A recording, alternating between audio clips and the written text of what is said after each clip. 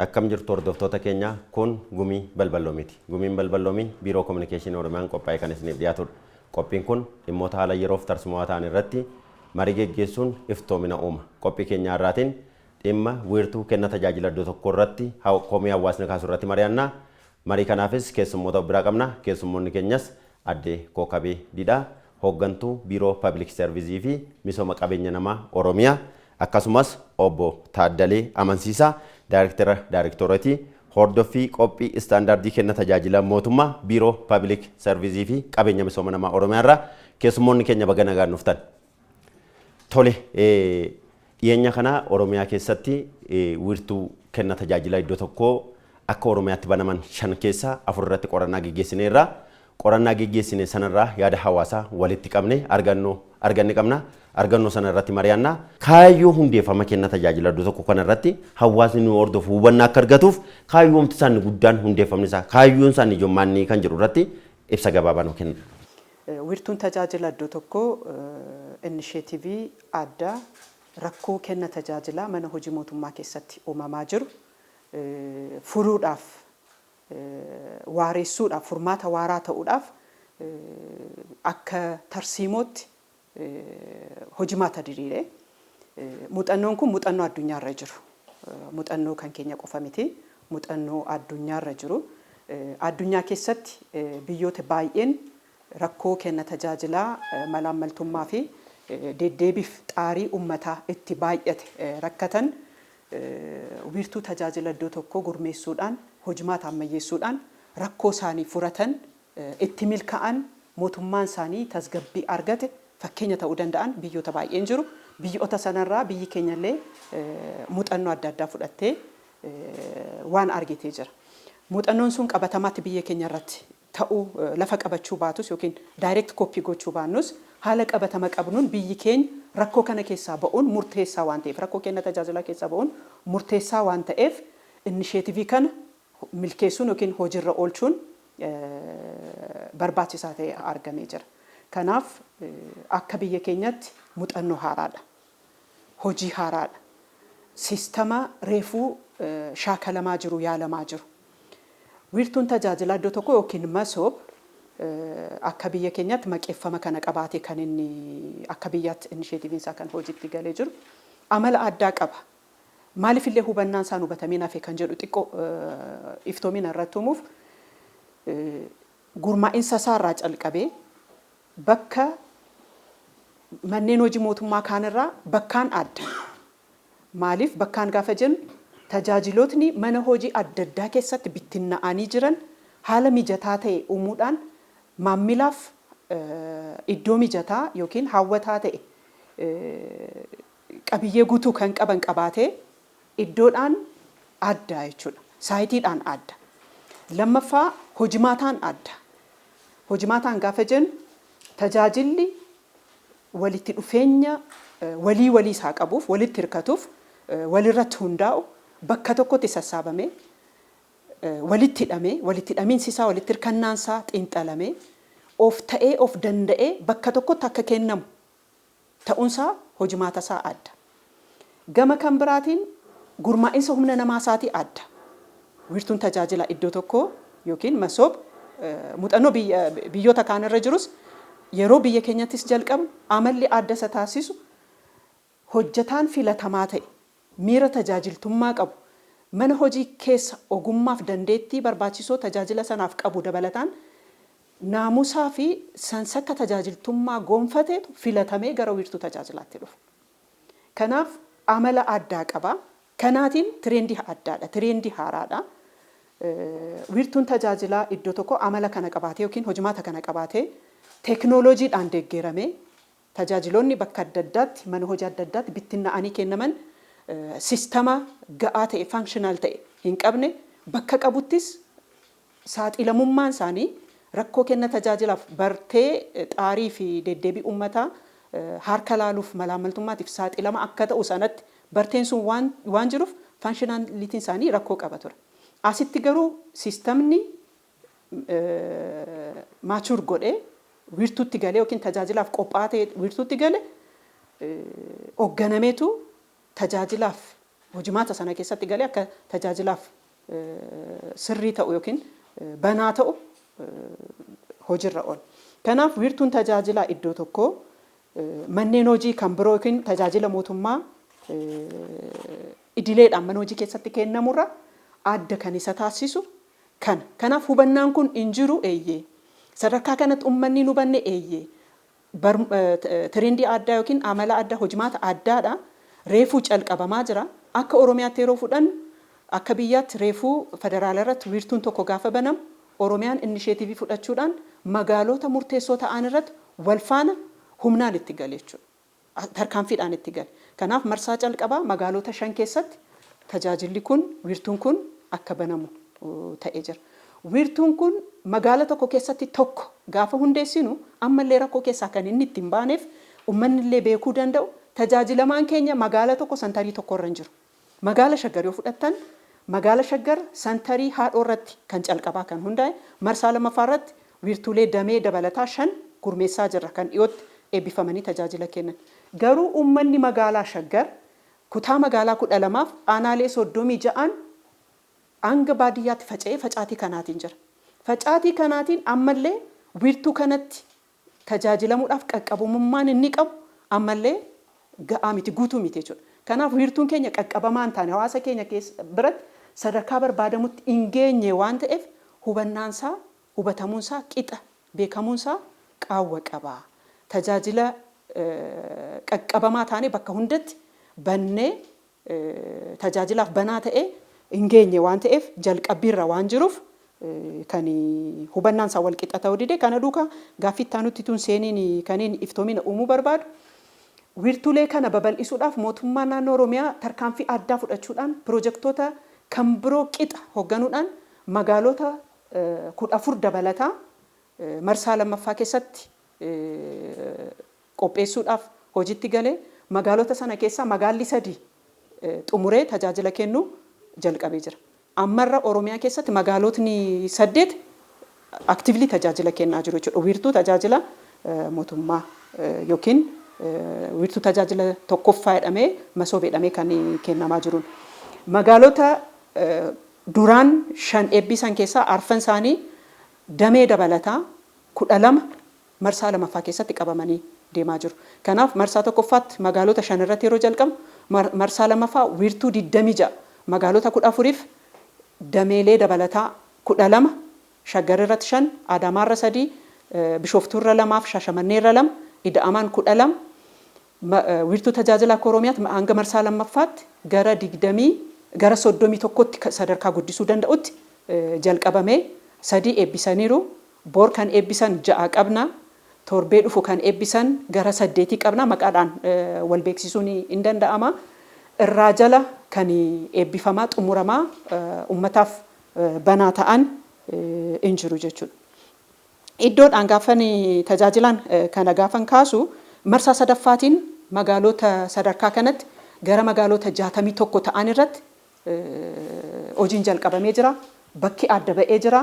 Godinaaleef aanaaleen wiirtuu kana qopheessan adda ba'anii hojiitti galanii sadarkaa tajaajila gurmeessuu bakka adda baasuu hojjetaa adda baasuurra ga'ee jira. Qaqqabamummaan keenya hanga kana siqaa uummatatti siqaa dhiyaachaa gaafa deemu itti qufiinsi uummata bira jirus dabalaa gaafa deemu rakkoo miirri tajaajiltummaa bartee kanaan dura mana hojii mootummaa keessa ture dadhabaa gaafa deemu hubannaan wal qixa jedhu sun sadarkaa fooyyeerra ga'u inga amantaa jedhu qabna. Ammatti dhugaadha hubannaan wal qixa hin jiru kan jedhu irratti walii galuu hin dandeenya garuu hojiirra kan jiramu ta'uusaa immoo asumaan beeksisuun nan barbaada. Deddeebii abbaa dhimmaa hambisuu kan jedhu laallee turre. Fakkeenyaaf deddeebiin abbaa dhimmaa ammayyuu hin irrannee kan jedhu hawaasni kan komatu bakka tokko tokkotti. Tajaajilli wiirtuu tajaajila iddoo tokko keessatti amma kennamaa jiruutiin 100% itti qufiinsi keenya uummata biratti rakkoo keessaa ba'eera jechuu yoo dadhabne illee sadarkaa ajaa'ibsiisaa ta'een immoo rakkoo furreera. Agarsiistuun kaasa. Wiirtuu tajaajila kana keessatti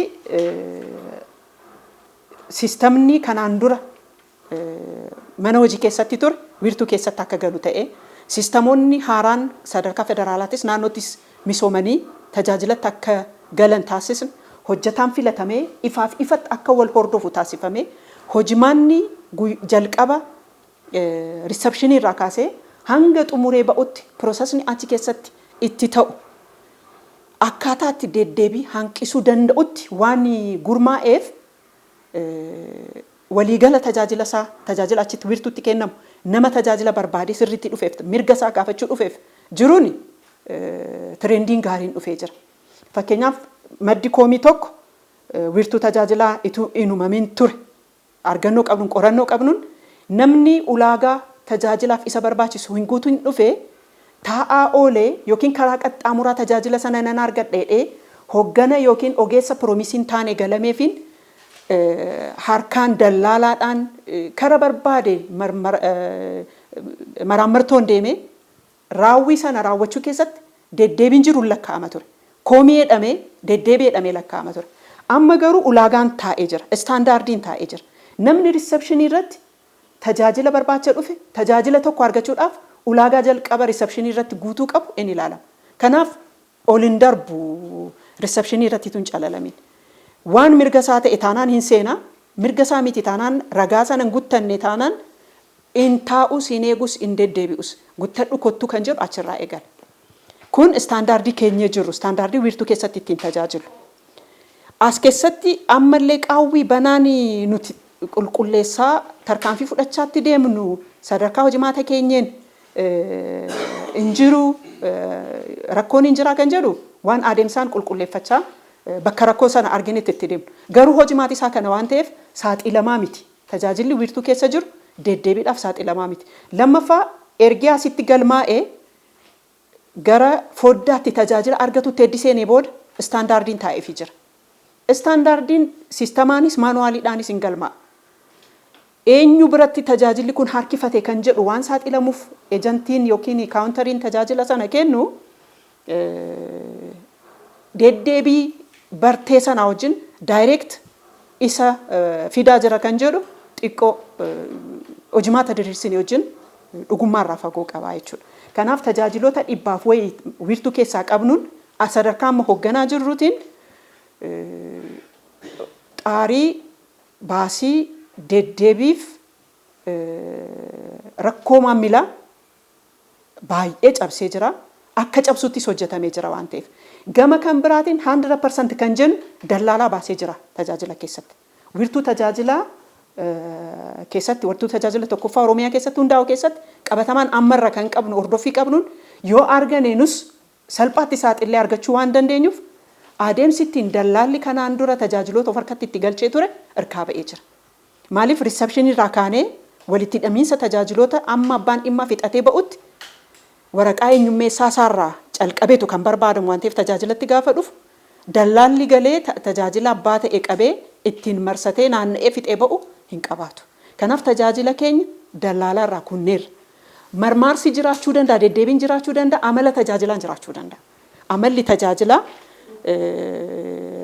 awutomaatik hin taane battalatti guyyaa tokkotti istaandaardii taa'eefiitiin hin dhumne jiraachuu danda'a. Tole, kan birooni bakki wiirtuu tajaajila iddoo tokko mijataa ta'uu qabaadha. Qajeelfamni dambiin kan jedhu. Bakka baay'eetti akkuma isinii kaasee abbaan dhimmaa dugda kanarra ta'a teessumni hin jiru yoo baay'atanii dhufanii hiriiraan dhaabatan mijataa miti jechuudha. Hin dadhabu. Keessumaayyuu namoota dadhabaa namoota uffa qaban daa'imman baatantu jiru. Namoonni akkasii dhufanii gaafa dhaabatan mijataadha jechuun hin danda'amu. Darajaa ol ba'uudhaaf illee rakkatu qaama miidhamtoonni baay'een isaanii. Kana mijeessuu keessattii fi akkasumas firaafiroommaan ija wal beekuudhaan keessummeessuun bakka tokko tokkotti darbee hin mudataa waan jedhu komiin jira. Mee kana walitti qabaati rakkoon kun ni mudataa akkamitti hiikamuu danda'a kan jiru kana. Waiting area yookiin bakka turtii maammilaa fi haalota mijaa'ina maammilaatiif gunnee jalqabnee jira. Iddoo kamitti kan jedhu supervisionii dabalataa yoo ilaalle gaariidha. Maaliif waiting area kan hin qabne teessoo kan hin mijeessine wiirtuu yeroo jalqaba tajaajila banaaf taasisuuf gaafa seenu ulaagaa jalqabaa keenya ture jechuudha. Yookiin barcuma buqqisanii kaasaniiru yoo ta'e irraan kan hafe wiirtuulee amma qabna jennu 5 dabalataan 3 ammas dabalanii eebbifaman inni jalqabaa waiting area gahaa qabaachuudha. Bakka turtii maammilaa gahaa qabaachuudha. Bakka turtii maammilaa gahaan qabu taanaan maammilli akka kanaan dura bakkee keessa dhadhaabbatee koriidarii keessa dhadhaabbatee koomeef saaxilamuun qabu. Inumaa immoo taa'ee turuun qabu kan jedhu disipiliiniin wiirtuu keessa jiru. Amalli tajaajilichaaf isteeppiin inni piroosas ta'ee itti fixatee ba'u tursuurraan kan hafe tajaajilamaan kuufamee yookiin taa'ee wiirtuu keessa turu hin qabaatu. Isaaf jiraatu malee galuu haala mijataan immoo akka uumamu bakka itti shaayii bunatti dhuguu danda'u, giriinariin qulqullinni isaa, manni fincaanii, bishaan gahaan akka jiraatu isa jalqaba ulaagaa isa jalqabaati. Eessatti kan jedhu namni dhaabbatee inumaa dudduuba bakka foddaan kennamuuti dudduuba bakka dhaabbatee dudda isa dhukkubu saaxilameera qabatama goonee wiirtuu kanaaf saaxilamee jiru itti seenne jechuudha tarkaanfiif. Wiirtuulee amma ammaatti qabnu garuu istaandaardiin kun akka hanqina hin qabnetti ilaallee seensisne. Garuu bakka hundattiif hanqina wiirtuu waliigalaa goonee hin kaasnu. Gama kan biraatiin wiirtuu keessatti qaama miidhamaa konsiidar gochuun yookiin sochii tajaajilamaatiif mijataa gochuun istaandaardii wiirtuu keessatti. Sarviis eeriyaan keenya yoo xiqqaate giraawundii filoorii tokkoffaa bakka baay'ate filoorii lammaffaatti kan darbu. Maaliif tajaajilamaan baay'ee bakka ibsaan badee yookiin rakkoo tokkoon qaama miidhamaan illee yoo ta'e ol akka xaariin ittiin baay'an haala mijataa uumuu keessatti sarviis eeriyaaf dhimmoota tajaajilaaf ta'an gara lafaatti buutuun istaandaardittiin wiirtuuleen itti hunda'an keessaa. Qaama miidhamaa konsiidar gochuuf wiirtuulee hundumaa keessatti mijatee jira. Rakkoon liiftii magaalota muraasa keessatti magaalotiin baay'een guuttachaa jiru. Akkan kaase immoo risoorsii barbaadaa wiirtuuleen baay'een akka inisheetiivitti humnaan hojiitti galame risoorsiin ba'aan kan itti baay'een itti ba'eetu kan wiirtuuleen kun akka gurmaa'an kan taasifame. Tole gaaffii biraa asirratti akka deebistan barbaadu otoo gara isaatti hin darbini tajaajiloonni baay'ee rarra'anii biiroo irratti yookiin immoo mana hojii haadhoo irratti hafaniiru. Keessumaayyuu dhimma IBX wal qabatu galii irratti heeyyama haaromsuu wal qabate heeyyama kennuu wal qabate geejjibaan wal qabate isaan kun akkamitti fakkeenyaaf achitti dhannee jalqabne amma immoo bakka biraa deemna hin dadhabne walitti dhufuu dadhabe kan jedhu kana jira kun komii guddaadha keessumaayyuu dhimma lafaa irratti amma dallaalaa hambisuu waan jedhu sila kaaftanitti beekan gara kanatti fidee dheedhis maandisaa wajjin walii galanii achitti bakka waajjira lafaatti walii galanii wal dubbisanii rakkoo guddaatu jira maqaa jijjiiruudhaan eeyyama lafa mana jireenyaa baasuudhaan kanaan wal qabatee dallaalaatu gidduu jira ammayyuu sana kutuun hin danda'amne kan jedhu jira hawaasa bira mee komii kan akkamitti ilaaltu sin? Mootummaan garuu ejjennoon qabu tajaajilli hunduu wiirtuu galuu qabaadha. Omaa hambifannaa hin qabu jechuudha.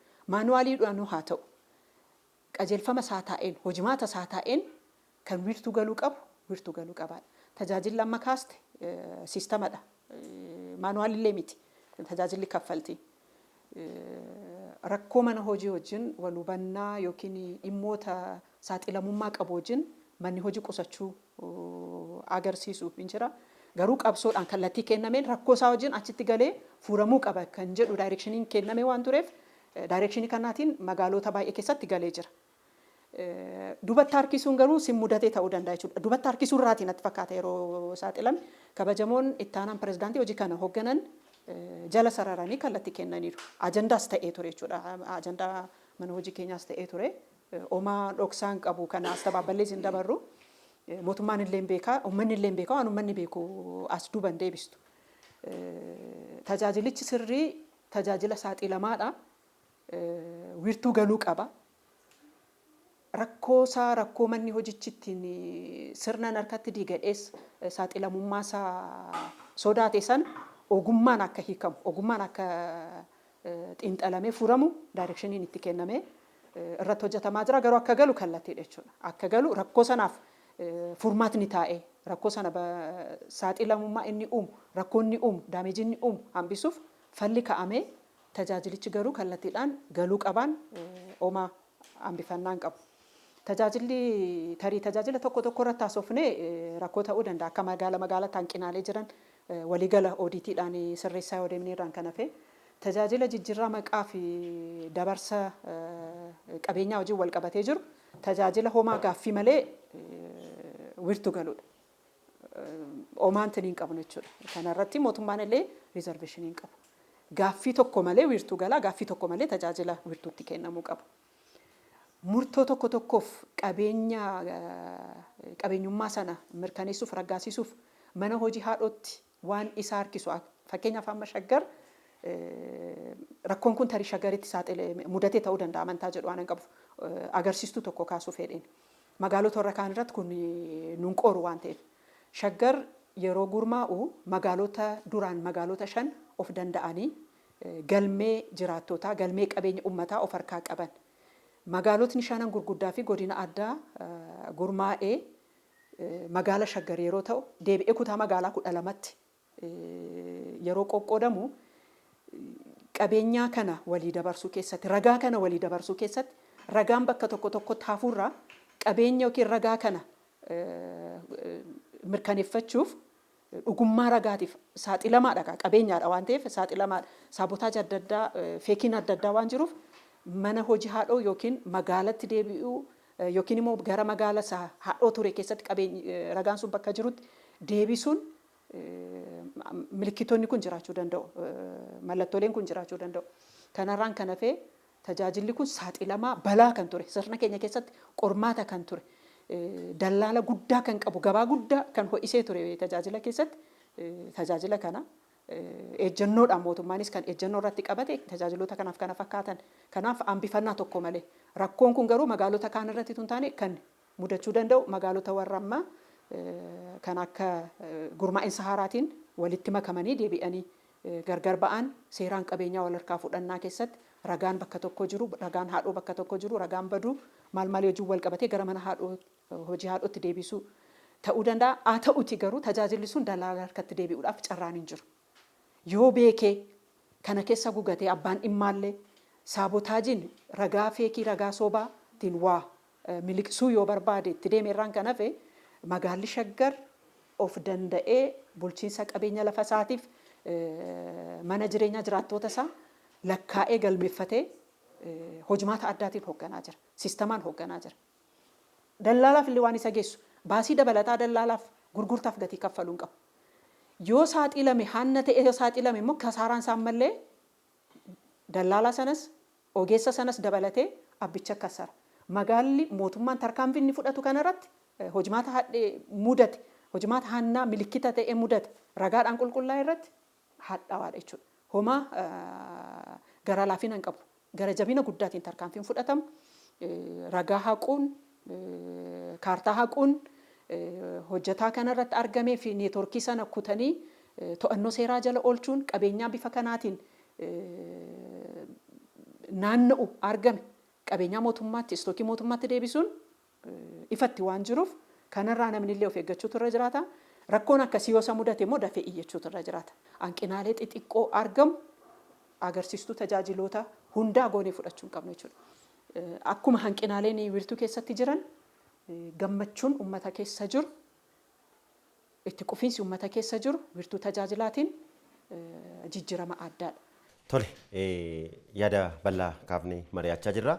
Isini akka nama qophii istaandaardii irra nama jiru tokkotti hawaasni istaandardii yeroo kaame tokko keessatti hin keessummeeffamu yoo ta'e maaltu uumamuu danda'a? Rakkoon maaltu dhufa? Eenyutti gaafatamummaa isaa fudhata kan jedhu kana yaada kaasaati mee kallattii itti aanutti dabarra.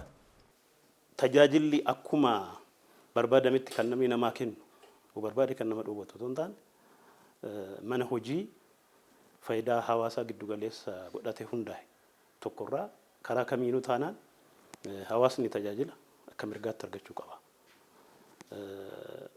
Mootummaanis yeroo hundaa'u mootoon jiru inni guddaan hawaasa kiyyaatiif tajaajila qaqqabamaa ta'e ga'umsa qulqulluu ta'uun kennaa kan jedhu yaaddama akkasiitiin mootummaa ijaaraa jirra. Soozaat waggottanii 6-5 darban jenne keessatti dhimma kana lafa qabsiisuudhaaf hojiin hojjetame hojii bal'aadha. Kana jechuun tajaajila mana hojii mootummaatti kennamu tilmaamamaa fi safaramaa gochuu. Kana jechuun hawaasni yooman mana kootii ba'aa sa'a meeqattan mana hojii qaqqabaa tajaajila kan daqiiqaa meeqa keessattan argadhaa daqiiqaa meeqa keessatti argadheen deebi'ee immoo jiruuf jireenya koo gaggeessa kan jedhu yaaddamni kun hoo dhufu kun riifoormii waan hundaati jechuudha. Riifoormii hunda lafa qabsiisuu keessatti waan silaa mootummaan uummata isaa ijaareef uummata isaa barbaadu keessaa inni tokko tajaajila mana hojii mootummaa keessumaayyuu manneen hojii tajaajila sensitiviitii tajaajila qaban hawaasni irratti komii bal'aa qabu beezikaalii qorannoo kanaan dura bal'inaan qabu akka Oromiyaatti gaggeessuuf yaallee jirra jechuudha. Hawaasni maal komata tajaajila irratti qorannoon kan agarsiisu yookaan argannoowwan gurguddaa kan agarsiisan mootummaan tajaajila kennuu miti yookaan uummannis tajaajila argatu otoo hin taane tajaajilli kennamu harkifataadha. Tajaajilli kennamu bu'aa bahii qaba. Tajaajilli kennamu liitiraalii akka isaan jedhanitti harkaan deemuu gaafata, nama beekuu gaafata. Qorannoon keessanis kan mirkaneessuudhaaf yaale. Kanaaf tajaajila kana akkam goonetu rakkoo fi xaxaa kana keessaa baasnaa yoo jennu tajaajilli mana hojii mootummaa hawaasaaf kennamu akka feeteen otoo hin taane tajaajila safaramaa fi tilmaamamaa namni sa'a kana keessatti daqiiqaa kana keessatti dhufee argachuu qaba kan jedhu yaada kana qabatee akka dhufu. At the same time dhufee immoo daqiiqaa barbaadeef sadarkaa qulqullina barbaadutti tajaajila kan argachuu dhabe immoo mirga isaa kan itti exercise godhu akka inni gaafatu gochuudhaaf hojii maata diriireedha. Egaa inni kun hanqinuma isaa wajjin jijjiiramni faandamentaalii asitti istaandardii qofa qabaachuun istaandardii qofa diriirsuun rakkoo komii uummataa gaaffii uummanni qabu hunda hiika kan jedhu hin qabnu yaadama. Maaliif istaandardiin is a luxury serviceedha. Sa'a tilmaamame keessatti qulqullina yaadamee fi baasii fi yeroo taa'e keessatti hojjennu tajaajilli kun beezikaalii maal qaba kan jedhu ilaaluun barbaachisaa ta'a jechuudha. Kanaaf akka biyya keenyaatti rakkoon jalqabarra kaasuudhaaf yaale keessumaa sarviis infraastiraakchariin hin jiru. Istaandardii kana kan tumsu jechaadha. Namni dhufee daqiiqaa 10 keessatti yoo argatu daqiiqaa 10 keessatti argachuudhaaf immoo ekestiraa sarviisii kana influence kan godhan jiru. Which mean ibsaan baduu danda'a. Neetwoorkiin baduu danda'a. Istaandardii irratti dhiibbaa mataa isaanii danda'an qabu. Kanaaf infraastiraakchariin nuti diriirsine yookaan tajaajila nuti diriirsine fi sadarkaan akka biyyaatti ammarra jiruu fi manneen hojii keenya sadarkaa sanatti ce'aniiru hojjan istaandardiin keenya kun kaayyoo yaadameef sana yeroo gabaabaa keessatti hiikuu hin dandeenye. Ultimately inni kun gara bu'uuraan gara wiirtuu kenna tajaajilaatti akka yaadnuu fi rakkoo uummanni kaasu kun beezikaalii furuudhaaf bu'uura irraa hiikuudhaaf hojii maata yookaan sadarkaa imaammataaf tarsiimootti biyyi maal yaaduu qaba kan jedhu sana akka yaadnuun godheera jechaadha. Kanaaf istaandardii qabaachuun sarviis ekseleensii fida kan jedhu yaaddamni sun sirrii akka hin taanee fi dhimmoonni istaandardiin kun akka inni raawwiin istaandardii akkaataa yaadameen akkaataa istaandardiitiin akka kennamu dhimmoonni duubarraa tumsaan galtee ta'an jiraachuusaa beekame amma gara wiirtuutti dhufuun keenya perfectly istaandardiin hiikuu akka inni qabu hawaasni mirga isaa akka inni gaafatu mirga isaa gaafachuu qofaa miti immoo gaheen inni qabachu keessatti maali istaandardii miit gochuudhaaf yoo dhufu isarraa immoo maaltu eegama kan jedhu immoo yaaduun barbaachisaadha jechuudha. Namni daqiiqaa 10 keessatti ganda deemee waraqaa eenyummaa barbaadu tokko daqiiqaa 10 keessatti ganda dhaqee tajaajila argachuu qofa otoo hin taane ofiisaa too maal guuttachee dhufu qaba. Suuraa guuttatee dhufu, ragaa guuttatee dhufu qaba kan jedhu istaandardii hin agarsiisa jechuudha. Inni kun karaa hundaanuu sarviisiin nama tajaajila kennu fi nama tajaajila fudhatu gidduutti sadarkaa tokko fuulduratti akka adeemnuu fi kenni tajaajilaa keenya sadarkaa tokkotti akka inni ce'u gochuu irratti gahee guddaa kan qabu ta'uusaa ibsuu ni danda'ama. Waan ansila gaafachuuf ture tuttuqxanii turtanii keessumaayyuu dhimma teekinooloojii wal qabatu wiirtuu tajaajila iddoo tokko teekinooloojiidhaan deeggaruudhaan guddaan wantoonni tajaajilatti kennaman baay'een isaanii diijitaal ta'anii jiru. Tokko kan achitti rakkoodha jedhamee akka komitti ka'ee dhimma kaffaltii barbaadantu jiru dhimmoonni muraasni. Kaffaltii raawwachuudhaaf immoo baankii siinqeetti kan fayyadaman tajaajila iddoo tokko keessatti baankii siinqeen jiru Shaashamannee duwwaatti kan jiru sila isinii kaaseen ture Shaashamanneetti kan argan. Innaa namni kaffaltii kaffaluudhaaf deemu tokko achi neetwoorkiitu hin jiru jedhama yeroo deeman achi taa'aa dhufa. sa'aatiin istaandardiin kenname sun achitti jalaa gubata. Lammata teekinooloojii wal qabatee addaan ciccitiinsa neetwoorkiitu jira. Rakkoodha jechuudha. Baay'ee of danda'ee jabaateen baane. Already akkuma dura isaan kaasanii xobbeedha reefuu facaasnee ija godhataa jira kan jedhu kana walii galla. Haa ta'u garuu rakkoo kana guutummaadhaan hundeerraa kutuudhaaf maaltu hojjetamaa jira kan jedhu kana yoo kaasta. Teekinooloojii intensiiviidha yoo jennu seensa wiirtuurraa kaase gama hundaanuu mooraan sun mooraa teekinooloojiiti. Wanti teekinooloojii ala kennamu hin jiru jechaadha. Kaameeraan achi keessa jiru kaameeraa AI featured ta'an waa hunda agarsiisuu danda'an, ekspiriyaansii tajaajila yookaan adeemsa tajaajilli tokko keessa darbu guutuu agarsiisuu danda'an karaa hiikuu danda'anidha. Kanaan wal qabatee egaa iddootti amma rakkoo mudate jedhamu kana baankiiwwan keenya already instituushinii akka biyyaatti dafanii ce'an keessaa tokko baankiidha. Dafanii tajaajila isaanii kan of hundeessan standardawaa kan godhan at the same time waa hundi teekinooloojiidhaan kan deeggaramedha. Egaa baankonni kun yoo danda'amiyyuu seenaniitu tajaajila mootummaan kennu deeggaru achi keessatti tumsa olaanaa qabu jenneetu yookaan fakkeenyummaa akka benchmarkiitti fudhanna jenneetu yaadaa jirra. Komiin amma hawaasni kaasaa jiru immoo sadarkaa sanatti tokkoffaa baankiiwwan silaa hawaasni bal'inaa itti fayyadamaa jiru seenaan jiru. Lammaffaa immoo innumti seeniyyuu immoo sadarkaa sanatti yeroo barbaadame keessatti dafee tajaajila kana kennaan jiru kan jedhu komiin dhugaa ta'uu danda'a jechaadha. Maaliifiin amma akkuma jettan baankii Sinqee Shashamannee irratti akka galu gooneera. Baankii biraa dabalatee jechaadha. Baankiiwwan biroo sadarkaa sanatti qophii qabanii fi sadarkaa sanatti jijjiirama kana keessa galuudhaaf honnatanii fi manneen hojii keenya akka waliigalaatti fuudhanii bahuudhaa danda'u jennee yaannu galchuudhaaf yaalamee jira. Haa ta'uuti garuu immoo akkuma kabajamoonni jalqaba irratti kaasan siistamoonni amma nuti diriirsine kun gana jalqabbiirra jira. Amalli tajaajilli tokkotti wiirtuu dhufu keessaa tokko siistam maachuriitiidha. Sadarkaan tajaajilli sun bakka jirutti teekinooloojiin deeggarame sadarkaan bilchina isaa maalirra gahaa kan jedhu as a basic criteria fayyadama jechuudha. Isa dura akka ulaagaatti fayyadama. So tajaajilli keenya ammamtuu amma akkaataa tolfama mana hojii mootummaa fi tajaajila mana hojii keessatti kennaa jirruutiin dursanii dijitaalaayiz ta'anii teekinooloojiin deeggaramanii baay'ee isaanii erga wiirtuu galchuudhaaf jennee siistamatti galchaa jirra jechuudha.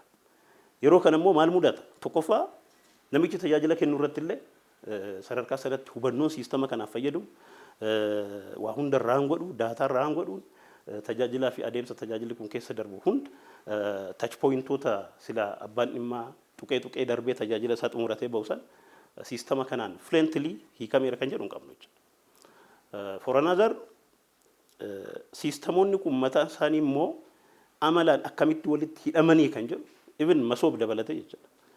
Sadarkaa sanatti perfectioniin amma jiru ganaa qorannoon irratti gaggeeffama. Siistamoota kana hunda hiikuu danda'an jedhame even kaameeraawwan amma silaachi keessa ta'an akkamitti AI'dhaan deeggaramu akkamitti tumsu akkamitti siistamoota biroo irratti dhiibbaa yookaan hanqina siistama biraa keessa jiru akkamitti guutuu danda'u. Keessumaa amalaan wal qabatanii waan kaastan sana jechaadha. Hiikuu danda'u jedhame sirriitti ka'aa jira. Kun egaa amma baankiin Adaamaa irratti Bishoftuu irratti baankii keessumaa Adaamaa irratti daldala galchuuf yaallee jirra. Ibn Sinqeen illee egaan beeku akkamitti akka yeroo isin fudhattaniif intinii isaan beeku malee akka galu rikkamandi goonee jirra. Amma tajaajilli hawaasni bal'aan irraa fayyadamu akkuma beekamu baankii daldala Itoophiyaati.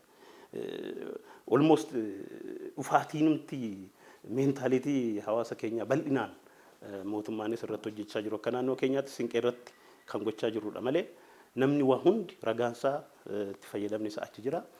Baankiin Sinqee yoo jennu ce'umsa kana keessa kan jiru forzaatti maata.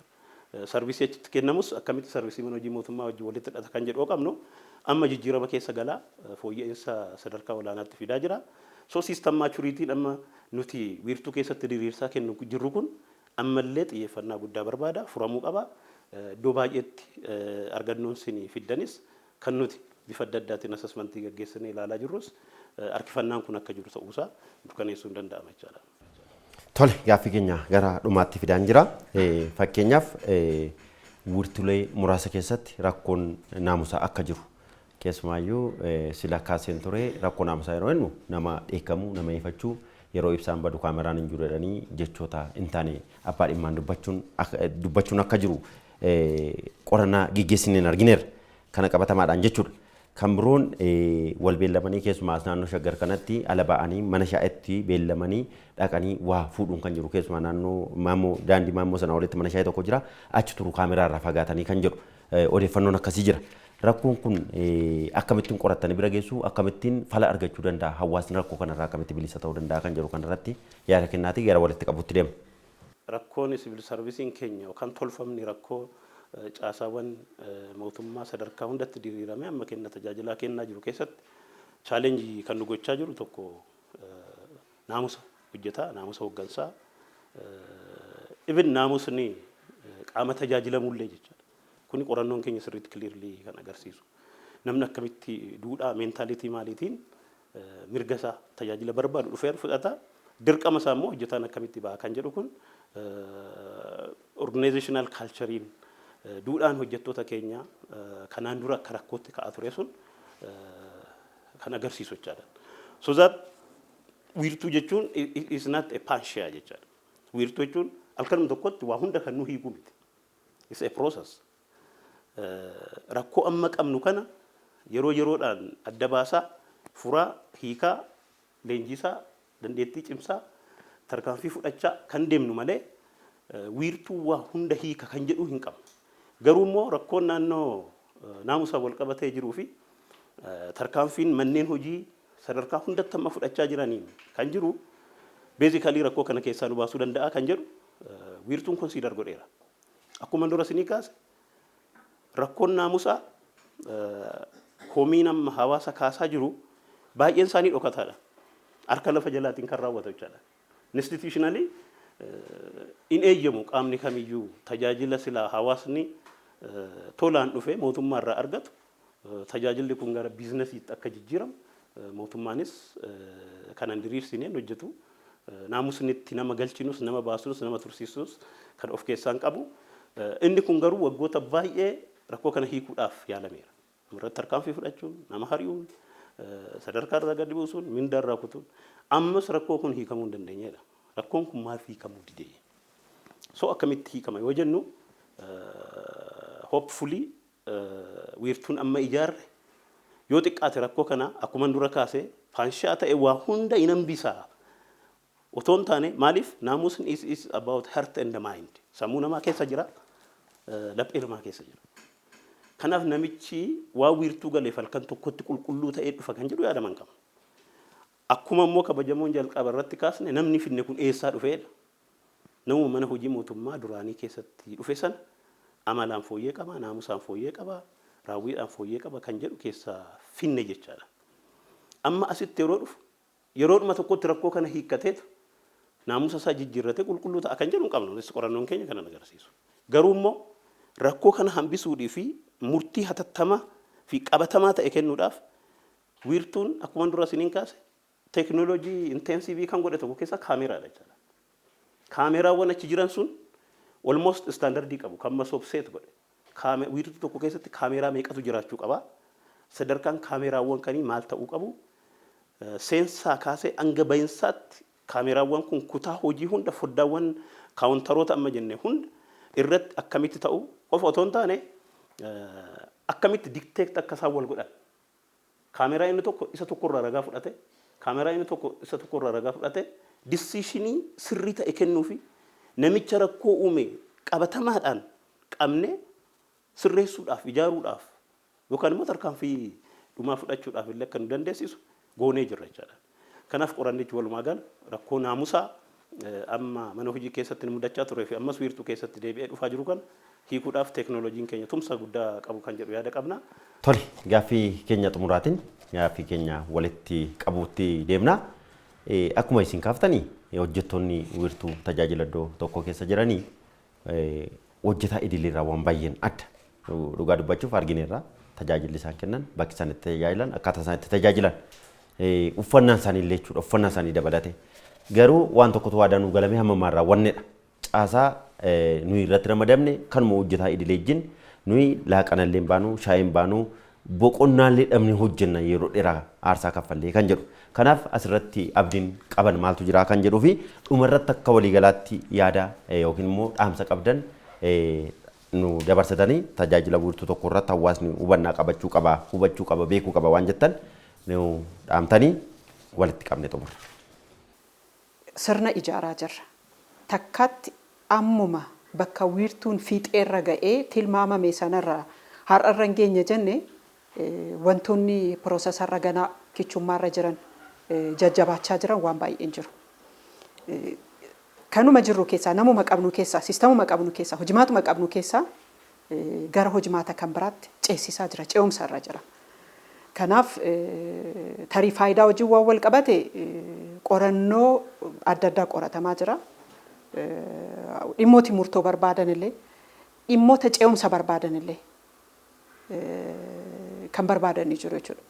Ce'umsa barbaada jechuun tiraansfoormeeshinii booda ergii wanni wiirtuun milkaa'e sadarkaa irra ga'uu qabu saksasiisaa irra ga'e gaafa jennu faayidaaleen addaa tirendiin biyyoota kanaan milkaa'an irra jiru fidnee itti fayyadamuu danda'uu dandeenya ta'a. Ammarra garuu kanuma qabnuutiin warruma qabnuutiin sirnoomsaa irra sirna ijaaraa jira. Awutomaatik faayidaan adda ta'e asitti piroomisii gallu hin jiru. Namni tilmaama qaba, piroomisiin addaallee galamee hin jiru. Garuu gurmaa'insa wayya qabu filatamaa ta'eetiin hin gurmeessinaa eeyyee. Isa immoo istiraakchara isaa hojjannee gurmeessinee akka amala wiirtuuf ta'utti caasaa baasnee hojimaatatti galchinee jira. Caasaan wiirtuu keessa jiru caasaa mana hojii idilee miti. Yoo hin hubannee ta'e hojjetaan achi keessa jiru tarii iftoominaaf hubannaa irratti garaagarummaa yoo qabaate sadarkaa wiirtuutti gurmeessuu qabnutti gurmeessinee jira. Gurmaa'insi isaas caaseffamni isaas maaningiin isaa akkaataatti nama itti ramaddees adda jechuudha. Qajeelfama idileerraa addatti qajeelfama ramaddii wiirtuu baasneetu kan rimiddii sana gaggeessine. Kanaaf caasaan isaa fi gurmaa'insi isaa tokko miti mana hojii haadha hojjennu.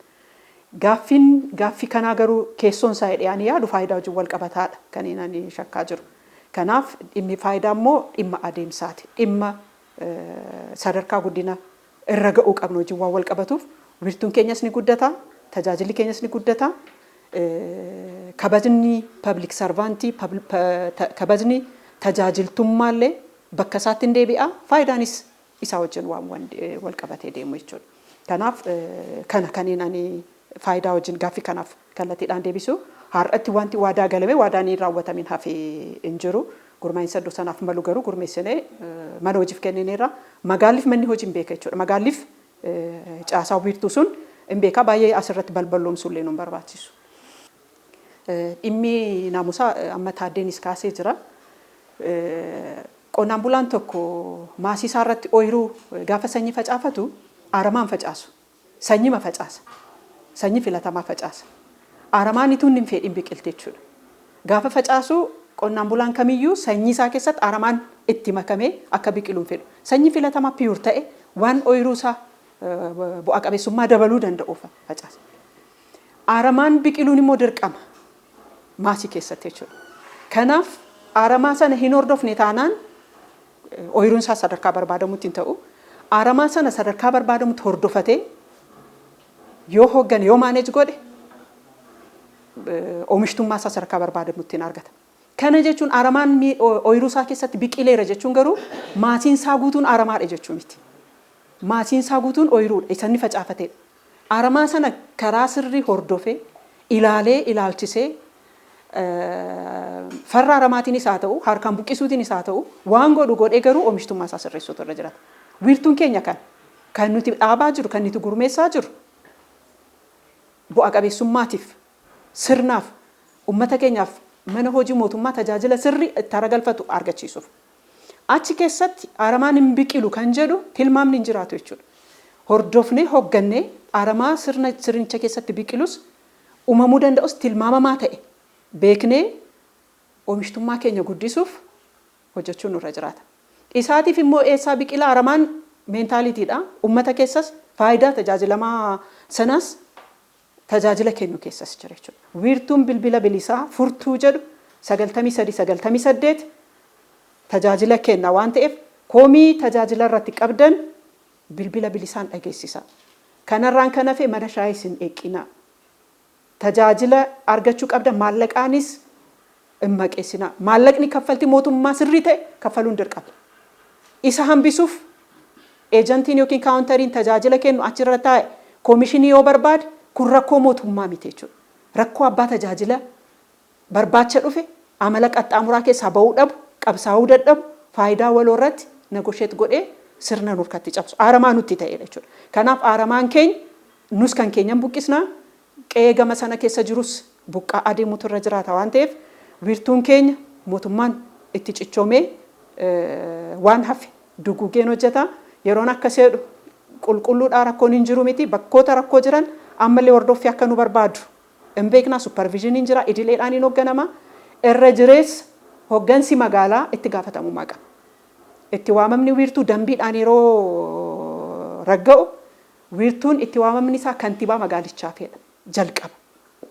Kantiibaa magaalaaf waan ta'eef kantiiboonni wiirtuu isaanii hoogganachuuf itti gaafatamummaa olaanaa qabu. Ga'ee qofatu hin taane itti gaafatamummaa qabu. Kantiibaan wiirtuu isaa hin hoogganne, wiirtuun isaa koomii saaxilamummaaf, wiirtuun isaa koomii malaammaltummaatiif saaxilame sirna tirkatti cabee waan ta'eef ija xiyyeeffatee ilaaluu qabaadha. Uummannis rakkoo bakka mudatetti kallattiidhaan fiigee kantiibaa bira dhageessisuu qaba. Yoo dhimmi amma akka koomiitti ka'u jabaachaa deeme yeroo akka seennu kanaaf duwwaa dhisna miti. Nuti hojimaata mataa keenyaa qabna. Hundeessinee bira darbinee dhiisuu duwwaa miti. Hordoffiitti fufiinsa qabu gaggeessinee wiirtuu keenya milkeessuuf tajaajila qaqqabamaa ta'e uummata hunda bira geessisuuf cimnee hin hojjenna. Amma magaalota 8 tajaajilaaf banaa ta'an borkan eebbifamanii wixataa kaasanii tajaajila kennan wiirtuulee 6 qabnaa. Dabalatee torban tokko booda wiirtuulee 81 dabalataan banaa ta'u kan hafan hunduu xumuramanii 61 kan calqabne marsaa sadaffaatti kan jalqabne fixnee sadarkaa gandaatti wiirtuu tajaajilaa taasisuun sagantaa mootummaati jechuudha. Gandi hundumtuu wiirtuu tajaajila tokkoffaa akka ta'u mootummaan karoora itti qabatee jira. Qaqqabamummaan keenya tajaajila qulqulluu si'ataa haqa qabeessa ta'e akka mootummaatti kennuudhaan amantaa uummataa mootummaa irratti jiru dhibbaa dhibba dabalu mootummaan uummataa uummanni mootummaadha jedhu qabatama gochuudha waan ta'eef kan ammoo mirkaneessuudhaaf wiirtuun tajaajilaa daran ni hojjeta. Wiirtuun tajaajilaa qofaasaatti homaa gochuu hin danda'u. Kanaaf kutannoo uummataa kutannoo tajaajilamaa waan barbaaduuf tajaajilamtoota keenyaaf uummata keenyaaf dhaamsa kana dabarsuun barbaada. Biiroon Kominikeeshinii illee carraa kana balballoomsa kana uumuu keessaniif isinis hundumti keessan ulfaadhaa galatoomaa. Tole, wiirtuu kenna tajaajila iddoo tokko irratti hawaasni komii kaase giddu galeessa godhachuudhaan marii taasisuudhaaf eeyyamamoo taatanii asitti argamtanii hawaasaaf iftoomina uumuu keessaniif maqaa Biiroo Kominikeeshinii Oromiyaan isinin galateeffadhaanis hordoftoota keenya mariin dhimma wiirtuu tajaajila iddoo tokko irratti taasisaa turre asuma irratti xumurameera. Dhimma biraan amma walitti deebinutti nagaan tura.